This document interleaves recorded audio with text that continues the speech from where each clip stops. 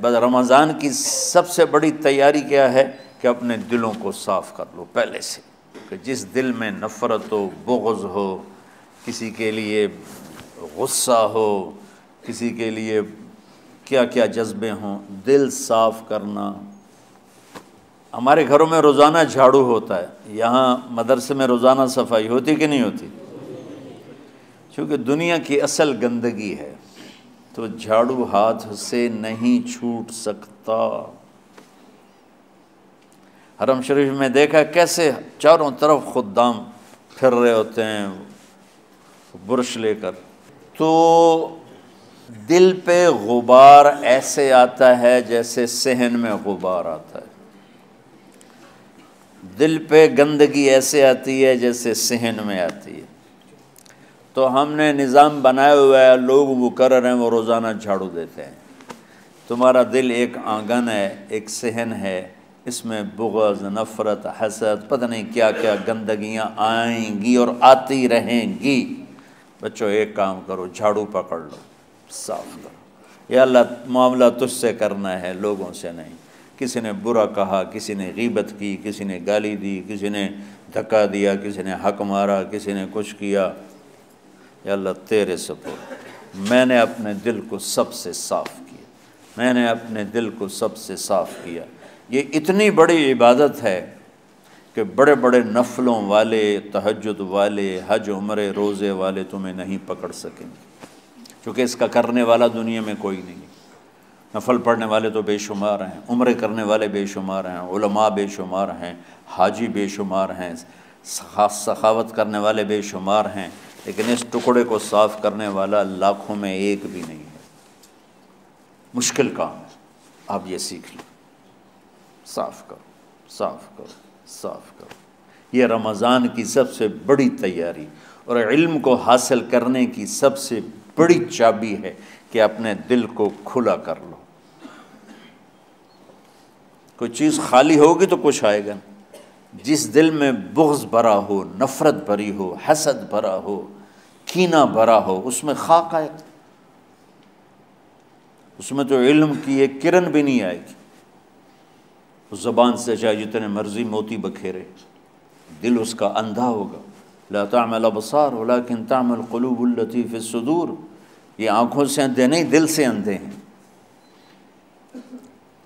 تو بچوں اپنے دل کو صاف کرنا سیکھو۔ وہ کتنی مشہور حدیث ہے، آپ نے کہا اس دروازے سے ایک جنتی آ رہا ہے، تو ایک انصاری صحابی داخل ہوئے، جوتا ہاتھ میں، داڑھی میں وضو کا پانی۔ اگلے دن اس دروازے سے ایک جنتی آ رہا ہے، تو ایک صحابی آئے، ہاتھ میں جوتا، داڑھی میں وضو کا پانی۔ وہی صحابی اگلے دن اس دروازے سے ایک جنتی آ رہا ہے، تو وہی صحابی 3 دن جنت کی بشارت لی۔ اس صحابہ کی جماعت میں ایک شخص ہیں جن کا نام ہے عبداللہ بن عمرو بن عاص۔ ان سے بڑا عبادت گزار صحابہ میں کوئی نہیں تھا، نہ سابقین میں نہ متاخرین، نہ پہلوں میں نہ بعد والوں میں۔ ان کی عبادت کیا تھی؟ ساری رات جاگنا، سارے دن کا روزہ، اور ایک ختم قرآن صبح سے شام۔ اتنی اللہ نے طاقت دی تھی۔ پھر وہ غلو والی بات آ گئی، ایکسٹریم ہونے والی بات آ گئی۔ ان کی شادی والی رات حجلہ عروسی میں داخل ہو رہے ہیں، دلہن کے کمرے میں داخل ہو رہے ہیں، اور مصلی بچھا کے اللہ اکبر، اور دیر نفل تے نفل، دیر نفل تے نفل۔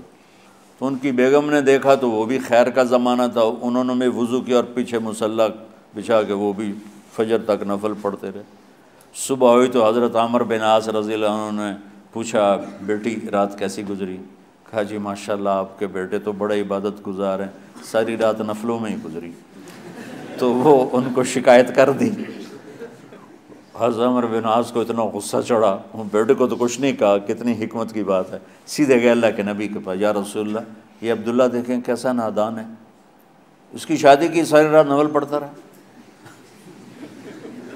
تو آپ کہتے ہیں ماشاء اللہ کتنی بڑی بات ہے، نفلوں میں گزر گئی، رات بھی نفلوں میں گزر گئی۔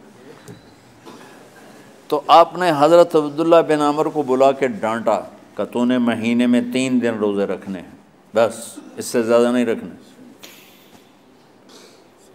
اور ہفتے میں 1 قرآن ختم کرنا ہے۔ کہا یا رسول اللہ میرے اندر طاقت زیادہ ہے۔ پھر اچھا 15 دن روزے رکھنے، کہ نہیں میرے اندر طاقت زیادہ ہے۔ آپ اس کو تھوڑا تھوڑا کر کے گھٹاتے رہے، اور وہ ہر دفعہ نہیں یا رسول اللہ میرے اندر طاقت زیادہ ہے۔ تو آخر میں آپ نے کہا اچھا چلو صوم داؤدی پہ آ جاؤ، 1 دن روزہ رکھو، 1 دن افطار کرو، اور 3 دن سے پہلے قرآن ختم نہیں کرنا۔ تو آپ نے اس کو پیچھے کیا۔ یہ بیٹھے تھے اس محفل میں، ان کے دل میں آیا کیا یہ بزرگ مجھ سے زیادہ عبادت کرتا؟ رات میں ساری جاگتا ہوں، دن روزہ رکھتا ہوں، 1 ختم کرتا ہوں، تو جنت کی بشارت تو مجھے ملنی چاہیے تھی، ان کو کیسے مل رہی؟ یہ کسی کتاب میں نہیں لکھا کہ یہ ان کا جذبہ تھا، لیکن جو کہ میں ان کی سیرت کو جانتا ہوں تو مجھے خیال آتا ہے کہ ان کی نفسیات میں یہ بات آئی ہوگی، چونکہ صرف انہی کو خیال آیا کہ میں جا کے دیکھتا ہوں کہ یہ بزرگ کیا کرتے ہیں۔ تو ان کے پاس پہنچ گئے، چاچا ذرا، وہ ادھیڑ عمر تھے، چاچا وہ میرے ابا تھوڑے ناراض ہیں، تو کچھ دن آپ کے پاس گزارنا کا، بیٹا بسم اللہ آ جاؤ۔ اب رات ہوتے ہی عشاء کی نماز پڑھ کے انہوں نے جلدی سے چادر اوپر لی اور یوں سراغ کر کے ان چاچے کو دیکھنے لگے ایسے کر کہ اب یہ کیا ساری رات سجدہ کرے گا، اور ساری رات روتے روتے روتے روتے مصلی گیلا ہو جائے گا، یا ساری رات رکوع کرے گا، ساری رات قیام کرے گا، ساری رات قرآن پڑھے گا، اس تصور سے یوں دیکھ رہے۔ اور وہ بزرگ صحابی تشریف لائے، سرانے پہ سر رکھا، اللہم بسمک اموت و احیا، ہو گئے۔ اب یہ دیکھ رہے ہیں ابھی اٹھیں گے، ابھی اٹھیں گے، ابھی اٹھیں گے، اٹھے نا، فجر کی اذان پہ اٹھے۔ اب یہ تو حیران پریشان ہو گئے کہ یہ کیا ہو؟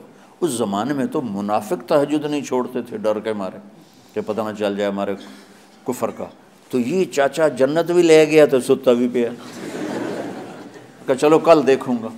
اگلی رات پھر چادر سر پہ کر کے اور یوں سوراخ کر کے لیٹے ہوئے اور دیکھ رہے۔ چاچا پھر تشریف لے اور سرانے پہ سر رکھا، اللہم بسمک اموت و احیا، ہو گئے۔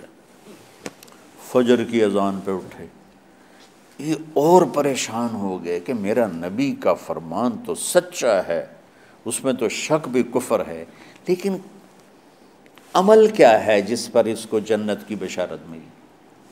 2 رکعت نفل بھی نہیں۔ اور آج کے دور میں تم میں سے ماشاءاللہ اکثر بچے تہجد پڑھتے ہیں کہ 1 رات اور دیکھوں گا، تیسری رات اللہم بسمک اموت و احیا، ہو گئی ساری رات۔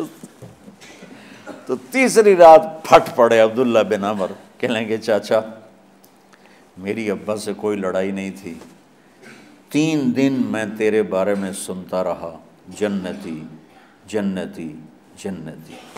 میں دیکھنے آیا تھا کہ آپ کیا کرتے ہیں، آپ تو کچھ بھی نہیں کرتے ہو، ساری رات سوتے رہتے ہو، اب کیا کرتے ہو؟ انہوں نے کہا بیٹا یہی ہے جو تم نے دیکھا ہے۔ اب ان کو سمجھ میں نہیں آ رہا کہ یہ جوڑ کیسے بٹھاؤں، ادھر جنت کی بشارت، ادھر ساری رات خراٹے، اب یہ اس میں جوڑ کیسے بٹھاؤں، کیونکہ نبی کی بات تو غلط ہو نہیں سکتی۔ تو اب وہ نا ایسے نا بڑے بے دل سے ہو کر واپس مڑے، پتہ نہیں کی چکر ہوئے گی کوئی گل۔ جب وہ دروازے تک پہنچے تو کہنے لگے بیٹا ادھر آنا، واپس آ گئے۔ کہا میں تمہیں اصل راز کی بات بتاتا ہوں۔ کہا کیا ہے کیا ہے؟ تو یہاں ہاتھ رکھا، کہا یہ جو دل ہے نا اس میں کسی انسان کی نفرت نہیں۔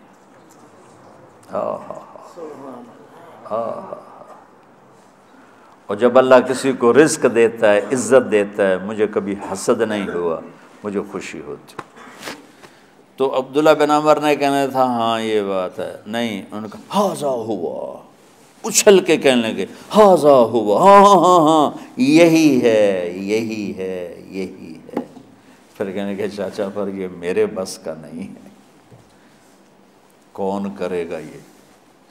اتنے بڑے آدمی ہو کر کہہ رہے ہیں کہ یہ میرے بس کا نہیں۔ تو بچوں، دنیا میں جنتی بننا ہے اور علم اللہ سے لینا ہے تو اسے صاف کر دو، سب کی نفرت سے۔ سب، اس نے مجھے یہ کیوں کہا، اس نے مجھے یوں کیوں دیکھا، اس نے میرے بارے میں یوں کیوں کہا، اس نے میرے بارے میں یہ کیوں لکھا۔ جس کی تعریف ہوتی میری کتنی برائی ہوتی، صرف تعریف تو نہیں ہوتی، بھرا پڑا سوشل میڈیا مجھے گالیاں دیں۔ اللہ کے فضل سے میرے دل میں ایک ذرے کے برابر کبھی کوئی منفی جذبہ نہیں آیا، آئے تو میں دھو کے صاف کر دیتا ہوں، یا اللہ میں نے اپنے دل کو صاف کیا، میرا معاملہ تیرے ساتھ ہے، کسی کے ساتھ نہیں۔ یہی آپ رمضان کی سب سے بڑی تیاری، علم کے حاصل کرنے کا سب سے بڑا ہتھیار آپ کو یہ نہیں ہے کہ تمہیں کتابیں یاد ہو جائیں، تمہیں اشعار یاد ہو جائیں۔ تو ساری امت سے کہتا ہوں رمضان کا استقبال کرو دلوں کو صاف کر کے، نفرتوں کو مٹا کے، مذہبی نفرت، دنیاوی نفرت، رشتوں کی نفرت، بول چال کی نفرت، سیاست کی نفرت، لین دین کی نفرت، ان سب سے اپنے دل کو صاف کرو تاکہ رمضان میں اللہ نے علم اتارا، اللہ تعالیٰ آپ کو علم عطا فرمائے، اور باقی لوگ جو عام دنیا میں زندگی گزار رہے ہیں ان کے دلوں میں اللہ رمضان کا نور اتارے اور ہدایت کا نور اتارے۔ یہ سب سے بڑی تیاری ہے اس کی۔ اور کسی سے گلہ ہے، غصہ ہے، ناراضگی ہے، کسی سے بولتے نہیں ہو، ابھی سے شعبان آ چکا ہے، آپ شعبان سے رمضان کی تیاری شروع فرما دیتے تھے۔ تو اس کی تیاری کیا ہے؟ وہ دلوں کو صاف کرو، معاف کرو، معافی مانگو، تمہارا قصور نہیں پھر بھی معافی مانگ لو، دلوں کو صاف کرو، اور اللہ سے سخاوت مانگو کہ اللہ کو سخی بھی پسند ہے اور صاف دل والا بھی پسند ہے۔